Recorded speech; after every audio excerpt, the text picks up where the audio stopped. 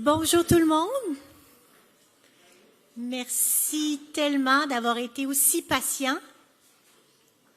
On est super heureux de vous avoir avec nous, de pouvoir enfin annoncer votre projet dont vous êtes fiers et dont nous sommes aussi fiers. Il y aura visite de vos kiosques tout de suite après l'annonce. Donc, si tout le monde est prêt, nous commençons. J'aimerais inviter Mme Hélène Desmarais, qui est la présidente du conseil d'administration de accélérer, à venir nous dire quelques mots. Merci à tous. Bonjour à tous. Minister Solomon, it's a real pleasure to welcome you at Scaliai's head office, the cornerstone of Canada's ecosystem. Thank you for being with us today for this important announcement supporting the commercialisation of Canadian AI. Le Canada est bien positionné pour jouer un rôle de chef de file dans cette immense révolution technologique portée par l'intelligence artificielle. Notre force repose d'abord sur l'excellence de notre recherche et sur la richesse de notre bassin de talents. Scaliai joue un rôle clé dans cette transformation. En travaillant à l'intersection du monde des affaires et du milieu académique, l'organisme contribue à bâtir le tissu conjonctif de l'écosystème canadien de l'IA. Grâce à des co-investissements publics et privés dans des projets à fort impact et au soutien d'un réseau dynamique incluant des jeunes pousses, des fournisseurs de services, des chercheurs, des utilisateurs et les gouvernements, Scaliai accélère la commercialisation de l'intelligence artificielle à travers notre pays. Le potentiel de l'IA est immense. Elle redéfinit déjà les modèles d'affaires, améliore la prise de décision et permet aux travailleurs de libérer tout leur potentiel. Scale a franchi de nouveaux jalons et nos investissements cumulés à ce jour ont surpassé toutes les attentes. Ensemble, nous transformons l'innovation en impact et nous construisons une économie alimentée par l'intelligence artificielle. Artificial intelligence is a massive technological revolution. The sudden emergence and spread of generative AI and agentic AI marks an important stage in this revolution. This technical revolution affects all areas of activity. It affects economy, employment, public service, the environment, information, cultural industry. Every aspect of our society is concerned and will be even more so in the future, giving its considerable potential. Canada is well placed to play a leading role in the AI massive technological revolution, first and foremost, thanks to the excellence of our research and talents. This wealth and exceptional dynamism of our AI academic community and our ecosystem must not, however, mask a reality. For several decades, the trend has been for Canada to fall behind in technology adoption and therefore economically jeopardizing its prosperity and independence. At the time when the United States and China have mastery of AI, one of the pillars of their national strategy, we must rise to the challenge of AI or risk losing the control of our future. We need to invest massively so that AI can play its full part in driving progress. A massive, immediate and long-term mobilization is imperative in Canada. We need Canada to draw up an AI action plan that is as ambitious as it is realistic, serving people, our needs, our values, and our principles. The plan should represent a significant annual private and public investment that includes technical investment, but also investment to catalyze at the same time the diffusion of AI in the economy, its deployment for public interest and opportunities to train whole society. For the industrial partners in the room, I want to congratulate you on your investment in AI, and we rely on your help to shake the Canadian corporate world. All industry, all company must boldly embrace this transformation by driving ambitious use cases from proven system to the most advanced generative AI and agentic solutions. If collectively the business community does not put X% of your corporate spending in AI, the cost of our country will be high. we could lose major economic and social gain and risk an historical downgrade. Thank you all for your support. A special thanks to the research committee. Without you, we would not be here today. Merci, thank you. Now I would like to invite the Minister of Artificial Intelligence and Digital Innovation, the Honourable Hélène Sullivan.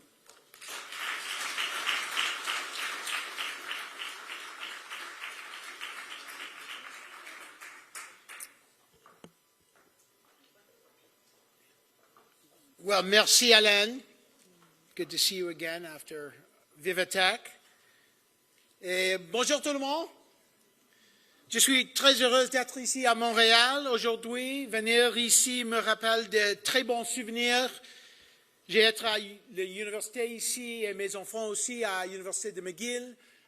Mes enfants pensent que je parle comme une vache espagnole, comme je parle français. Il faut que je pratique juste un peu, mais je comprends presque tout le français, mais il faut que je parle un peu en anglais aujourd'hui. So, thank you for being here. It is a great pleasure to be here, and I'll talk a bit about it. I just want to acknowledge the incredibly awkward moment that my much smarter and better colleagues are standing behind me right now. Titania Auguste, Madeleine Chenette, and Sherry Romanando. These are some of the finest members of Parliament who represent their communities and represent the province and the country with hard work, tremendous connection to the community, and are at the forefront of spearheading our mission in this crisis to build a better Canada. So what I'm going to do before I speak is get out of their way and give them a hand. How about this?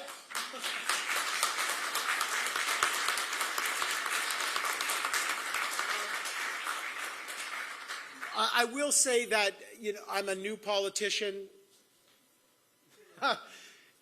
with some margins there, which is good. I will say that we have an extraordinary team. I think there are also maybe one of our colleagues, Jean-Denis Garon from the Bloc, may be here. He left. Well, okay. He sits across from us in Parliament. Look, this is not a partisan issue. Growth is a Canadian issue. And the politics of this set aside, we are in a crisis. Let me just start by saying something because as I call her Hurricane Hélène, I met her in Paris at Vivatech, and it was like being in the middle of a hurricane. Canada was the country of the year. And Scale AI with Julien and Isabelle and the incredible team here had brought 250 companies and more than 600 people.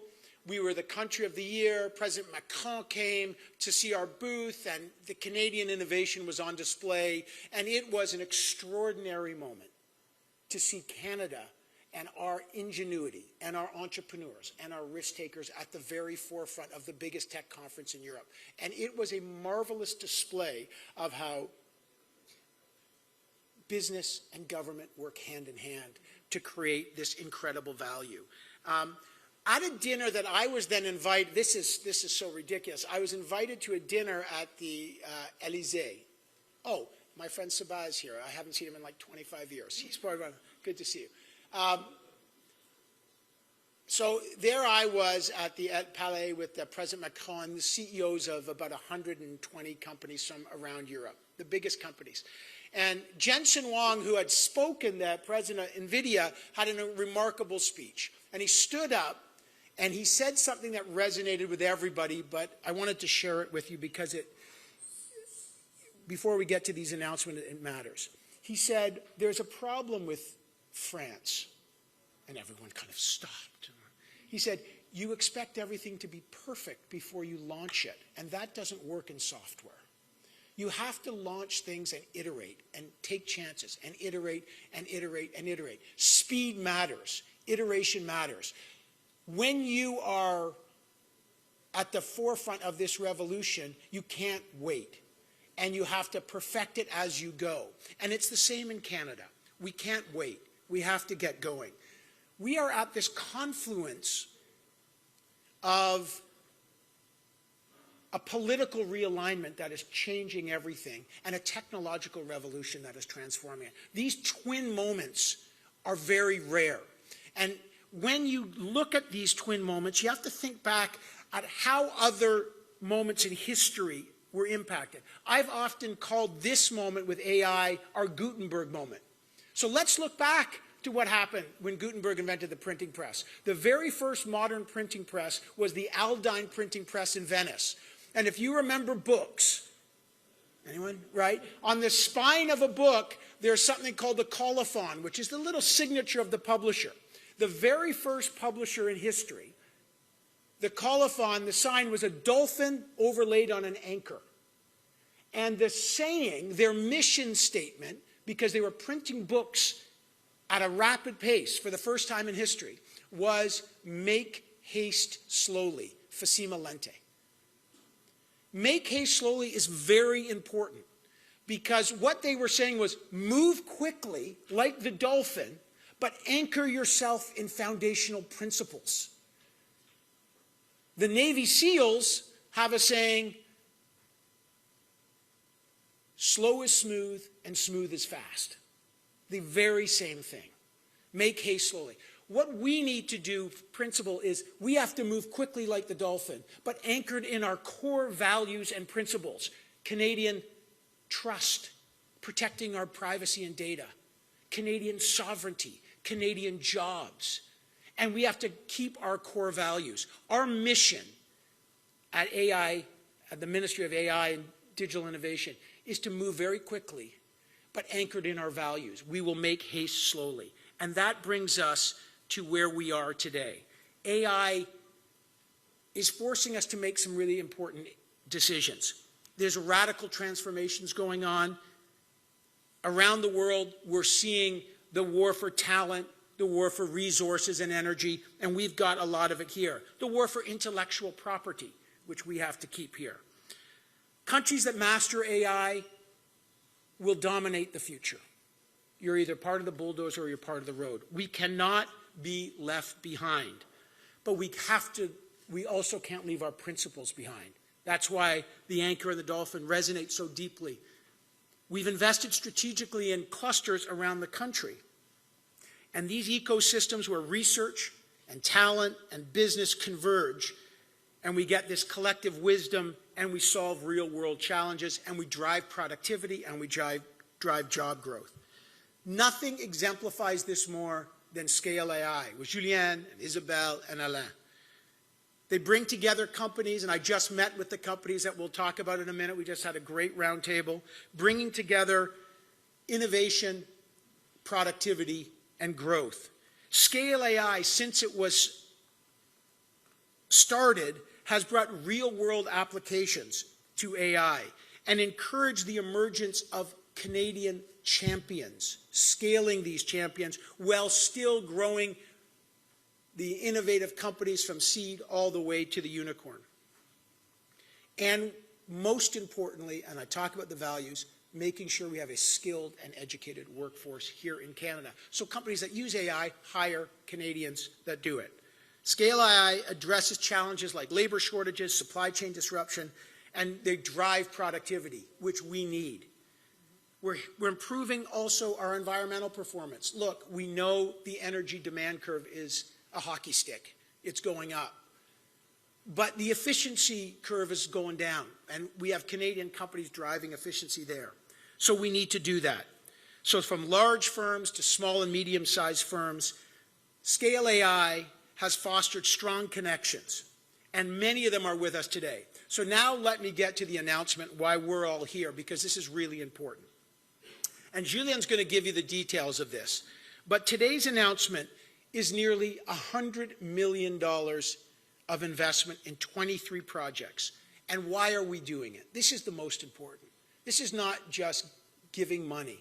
We are in a crisis moment that if we do not support our innovators, and if we do not build the economy of the future by investing smartly in companies that have passed a rigorous diligence test, and Julien will talk about that. Some of them said it was a brutal 8-month process to get through this. If we don't invest in the future, we will not have a Canadian economy of the future. So we are announcing today almost $100 million in 23 different projects across many companies to transform and drive productivity, economic growth, but more than anything, they are acting as proof cases that adoption of AI needs to scale.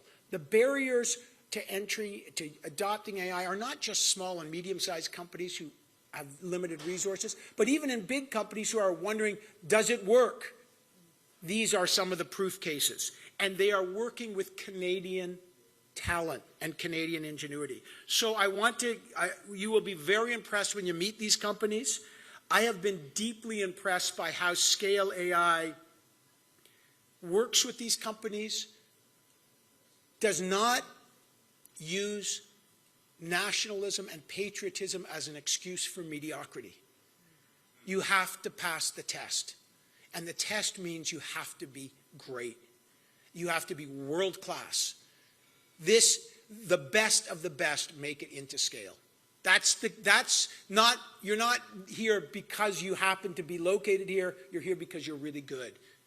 And that's what you're going to see today. I saw that at Vivitech when the world was blown away by Canadian technology. You're here, you can see the scientists here at Ivado. They were there, the best and brightest in the world. By positioning Canadian innovation internationally, Scale AI, and we are very proud to be building bridges to strengthen global competition. We need new trade routes. We need new trade partners. And we need to create value with those who share our values. And that's really important.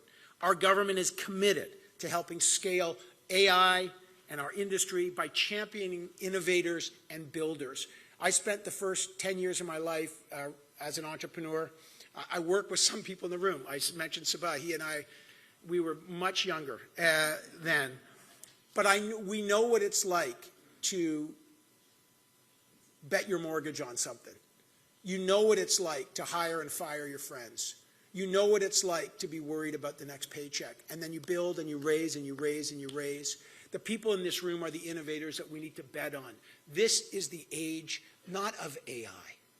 It is the age of the entrepreneur.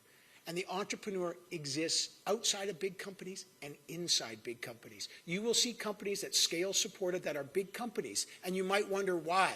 And the answer is to turn the flywheel of innovation inside big companies as well as outside big companies. It's very important to do that. So we need to drive adoption. We need to scale our champions. We need to drive Canadian sovereignty and integrate business and government together to give us that competitive edge, and we're doing it today. So thank you so much. If we are the masters of our own AI destiny, our data, our infrastructure, our talent, our innovations, we are masters of our own future. We are not going to be passive consumers. We are not going to be branch plant. We are not going to rent out our talent so we're the farm team for another country to pick off our best and brightest. They want it, believe me. But you know what? It's an honor to be targeted because they know we're the best. We know the researchers here are the best. The entrepreneurs are the best. We know this is a safe place to have your company and to raise your families. And this is where, I said today when I was at Startup Fest early and I saw, hundreds of startups, I said we need a Startup Fest and then we need a Stay Here Fest, right? To show that the companies that stay here can thrive. So thank you so much. I will just end by two things. We have our $2 billion sovereign compute strategy to keep us here. So we're in the game as well. Scale is doing we're doing that. For those of you who are innovators in the room, you may not know this. At the end of July, we are closing our AI compute fund. It's a $300 million fund that allows small, medium-sized businesses to get access to compute. Access to compute is a barrier to innovation. We have opened up a fund that I urge any of you or any of people you know, if you need companies that need access to compute, get to know our Compute Access Fund. You have 3 weeks to apply for this thing. It is really important. We need to drive adoption and scale by letting people know about our Compute Access Fund. So I definitely want to mention that. And I want to say how proud I am to be the ambassador to your innovation.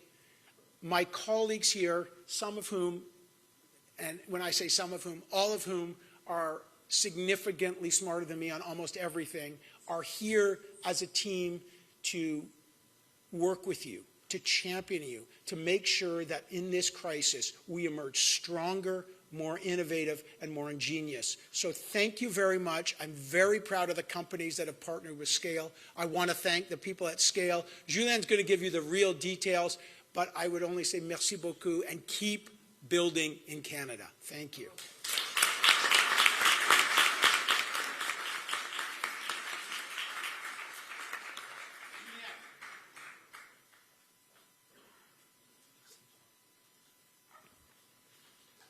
Merci, Monsieur le Ministre, mes membres du Parlement, bonjour à vous, mesdames et messieurs, on est vraiment ravis de vous avoir pour cette annonce qui est une grande annonce pour nous. C'est donc une annonce de 98 millions de dollars de valeur de projet pour 23 projets. Pour être très précis sur ces 98 millions de dollars, 31 millions ont été amenés par Scale, le reste a été amené par les entreprises elles-mêmes.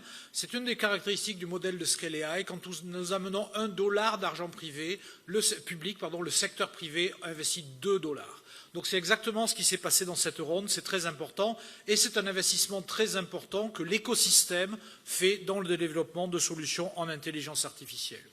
En cumulé, Scale, depuis 2019, nous avons financé 180 projets pour pratiquement une valeur globale de projet d'1 milliard de dollars uniquement sur nos logiciels. Donc ça donne une idée vraiment de l'impact et de la taille de l'écosystème de l'intelligence artificielle que nous avons continué à bâtir au Canada. Alors, je ne vais pas vous citer tous les projets, pas vous les décrire, mais je vais vous donner quelques tendances qu'on voit dans ces projets. Une des tendances qu'on voit chez Scale depuis quelques mois, en fait, c'est une double tendance. Le premier, c'est que historiquement, l'intelligence artificielle, c'était beaucoup le domaine des grandes entreprises. Et on voit toujours des grandes entreprises. Par contre, on voit de plus en plus d'entreprises de taille plus intermédiaire qui adoptent l'intelligence artificielle et la ronde qu'on annonce aujourd'hui est une très bonne illustration de ça. La deuxième chose, c'est qu'évidemment, l'IA générative, l'IA agentique, crée des nouveaux usages, permet de résoudre des nouveaux besoins sur des nouveaux secteurs industriels. Et là aussi, dans la ronde d'aujourd'hui, vous allez voir de nouvelles entreprises, de nouveaux secteurs industriels et aussi de nouveaux fournisseurs de solutions en IA émerger. Donc on est très content de cette ronde de financement qui vraiment illustre l'évolution de notre secteur et l'évolution de l'écosystème de l'intelligence artificielle. Alors dans cette ronde, il y a 8 secteurs industriels qui sont représentés. Le secteur minier, à travers notamment Rio Tinto et ArcelorMittal, le secteur des services d'entreprise, le secteur des services aux consommateurs, la santé avec Celcarta, le secteur manufacturier avec beaucoup d'acteurs, le secteur du commerce de détail, le secteur du logiciel et le secteur du transport. Donc une très bonne variété qui montre bien que l'intelligence artificielle, aujourd'hui, ça touche tous les secteurs d'entreprise. Mais au-delà de ces secteurs, ce qui est très intéressant, c'est d'abord la variété des tailles d'entreprises. Il y a des grandes entreprises. J'ai parlé de Rio Tinto, on peut parler de Transcontinental, on peut parler d'ArcelorMittal, on peut parler de Pratt & Whitney Canada. Mais il faut aussi parler de plus petites entreprises. On a des entreprises qui sont des belles entreprises industrielles qui font le cœur du Québec, qui commencent aujourd'hui à adopter l'intelligence artificielle. ADF, Machinex, Avianor, Norfab, Canac, RPM, Cosset, Umonco, Avanti, Sys Group, Genius Solutions, Zetan, qui sont toutes des solutions extrêmement intéressantes, et puis une start-up scale-up dans le domaine de la médecine de précision, Celcarta. Donc des compagnies de taille extrêmement variée, avec des raisons d'être extrêmement variées, qui toutes utilisent l'intelligence artificielle. Je voudrais aussi dire que géographiquement, on a une très belle variété géographique. Oui, il y a évidemment beaucoup de compagnies de Montréal, mais on a aussi beaucoup de compagnies hors de Montréal, y compris dans des villes comme Plessisville avec Machinex, Sept-Îles avec Rio Tinto, Saint-Nicolas avec Umaco et Sainte-Marie, ville natale d'Isabelle, avec Aventis.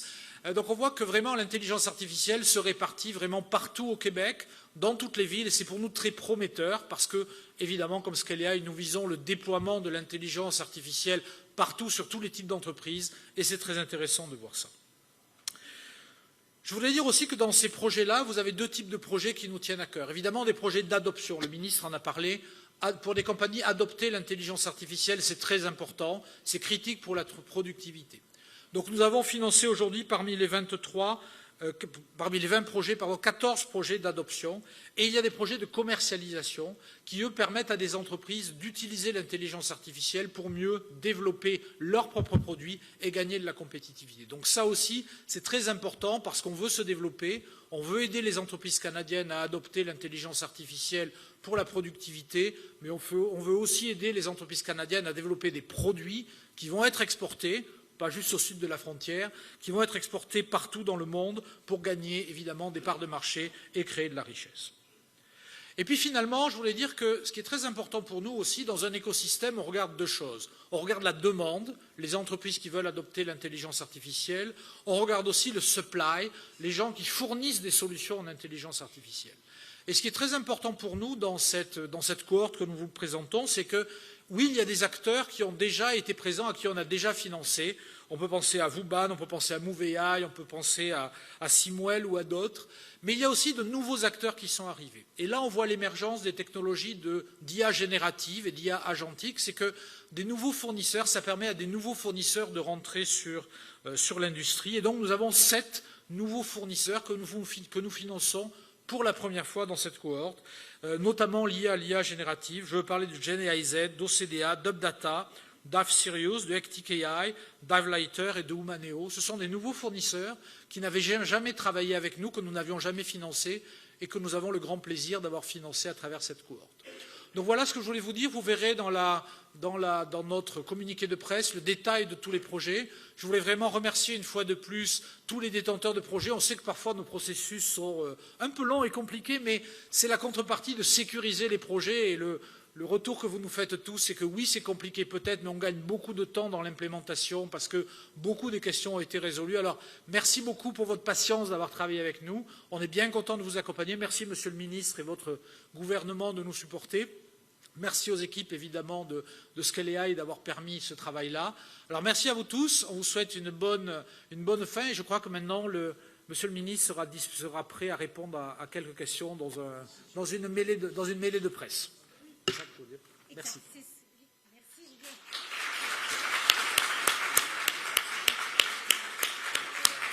Merci beaucoup, Julien, pour ce beau profil de tout ce qu'on a annoncé aujourd'hui. Maintenant, c'est la fin de la conférence de presse. Je vous invite à retourner à vos kiosques. Le ministre va venir vous voir et rencontrer et pouvoir entendre parler de vos projets plus en détail. Pour l'instant, on va prendre quelques minutes avec les médias. On va faire un scrum média juste ici à droite. Oh, we can certainly do that. Yeah. Okay, now, so all the project owner, all the ones that are here, that's going to be a big photo. We invite you to come in front and we'll do a photo with everyone.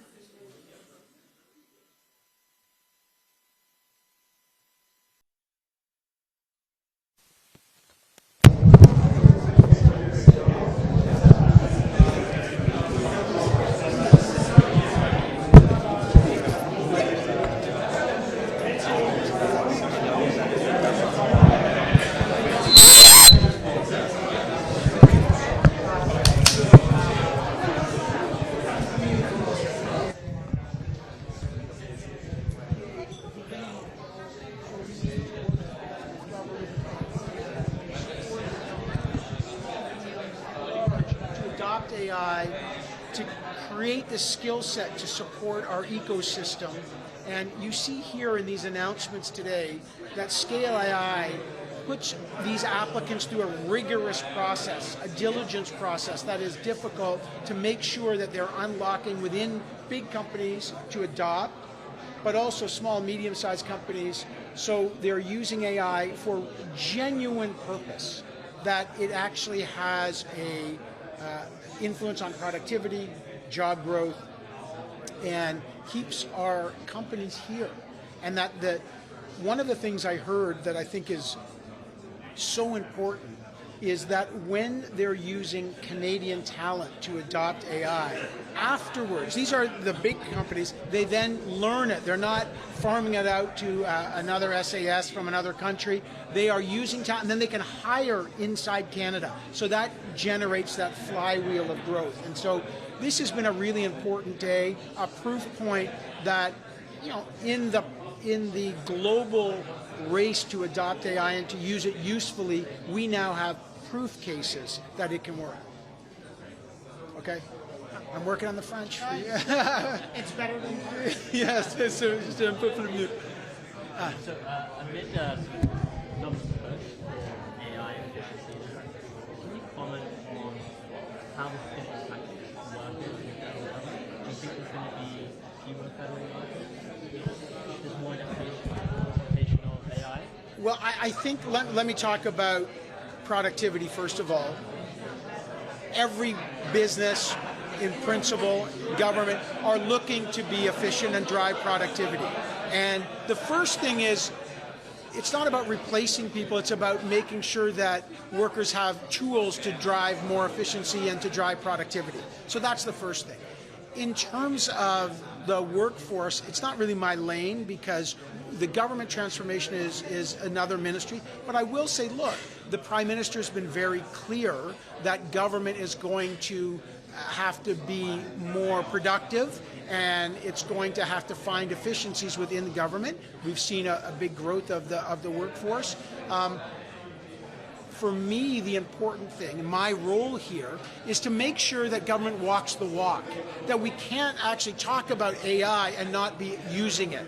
We can't talk about helping our ecosystem unless the government can use things like government procurement to as a tool to help scale our great entrepreneurs and companies. And so that's a really important role as a validator and to make sure that the government becomes an important supporter through procurement systems. You also mentioned sort of the age of the entrepreneur, and you mentioned Startup Fest, and the theme this year, Ambition Plus. Yes. But you also said you want to help people stay here. Do you not think that limits their ambition a bit if you want to encourage them to stay here? Instead of, say, expanding across the world? Well, I think, I'm not sure you're interpreting, staying in Canada does not limit your global influence. In fact, it's the very thing that should enhance it. I'll give you an example. Later today, we're going to see Hypertech. Hypertech is a company that's 40 years old. It's been here in Montreal.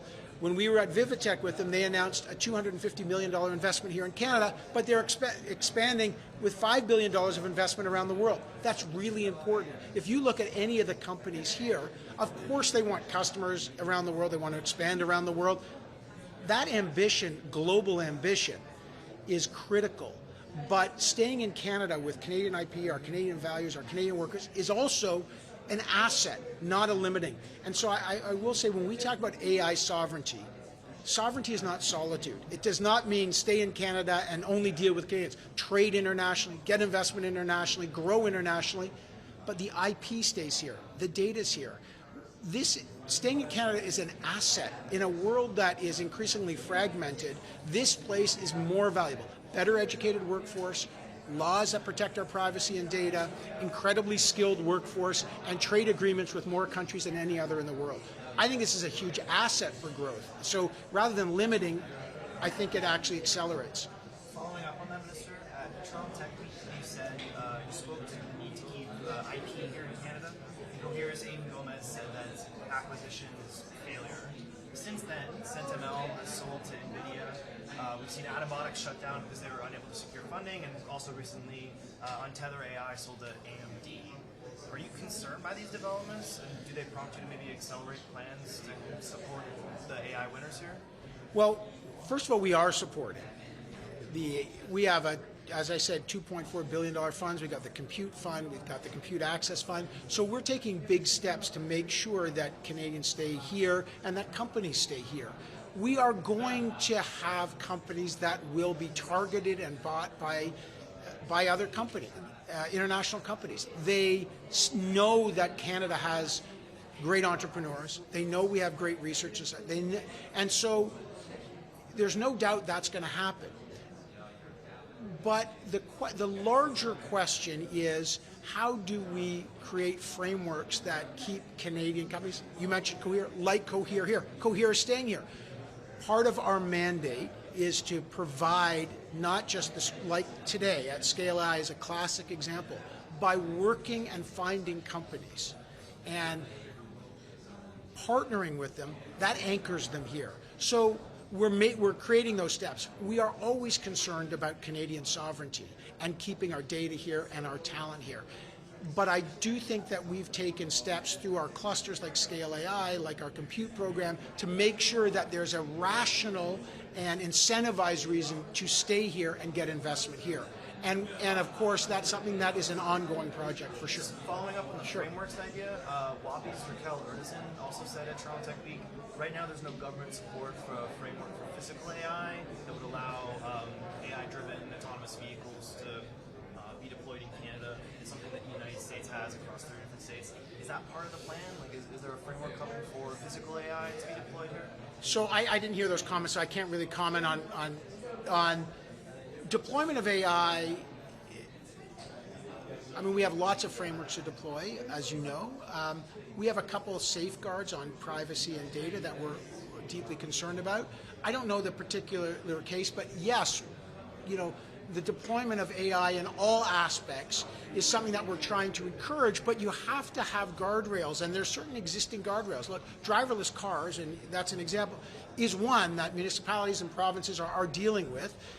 You know, we don't have a framework on that particular issue yet, but I would say that as we move towards the scope and scale of adoption, the most important thing for us to keep in mind is that we have to safeguard privacy and the data of Canadians, and to make sure that those systems are rigorously and thoroughly tested before we see some unanticipated consequences. So we're working on that, but I just didn't hear that comment, so it's hard. Maybe to tie to today, you spoke about the need to kind of be building and deploying and learning from that. Could you see a situation where you would prioritize a framework to allow autonomous vehicle companies to kind of test things out? You know what? Let me get back to you on autonomous vehicles. Like, you know, we don't have a framework ready to announce on that, but look, it's something that we see being deployed in San Francisco, for example, and lots of different municipalities and states and provinces are looking at that, but we don't have a framework on that yet. All right, merci beaucoup. Oh, I thought he was asking another question. No. That was the easiest question. Can I just say thank you to you for your attention? Like, we've met a couple times. I'm always happy to take questions on this stuff, and I really appreciate. One thing I would say to you is the story of AI is the story of the entrepreneurs and the businesses. Like, I would just, one of the things that I really want to keep focus on, and this is a priority for me, is not just the government announcements and ministerial comments, which I appreciate matter, but the work that Scale does, the work that the entrepreneurs, telling the stories of our entrepreneurs and our businesses that are taking a chance, that are investing in this frontier stuff, that's where the action is. You know, this, when I say, you mentioned the age of the entrepreneur. AI is a tool to unleash the age of the entrepreneur, inside big companies and outside. And that's what we've got to focus on. So I love these conversations. I'm very open to them. But the real story that I'm focused on, and the reason I came to Startup Week, the reason that we're partnering with Scale, the reason that we're touring this, is to see the real innovators. And I just encourage Canadians to recognize that this is a country that is wired for innovation, wired for risk, and we have unleashed it. I just don't know if we're telling the story of our innovators as much as we ought to. And part of my job is to make sure Canadians realize there is a tremendous amount of innovation here, and it's an asset. So that's why I'm so proud to be with Scale. Merci. Thanks.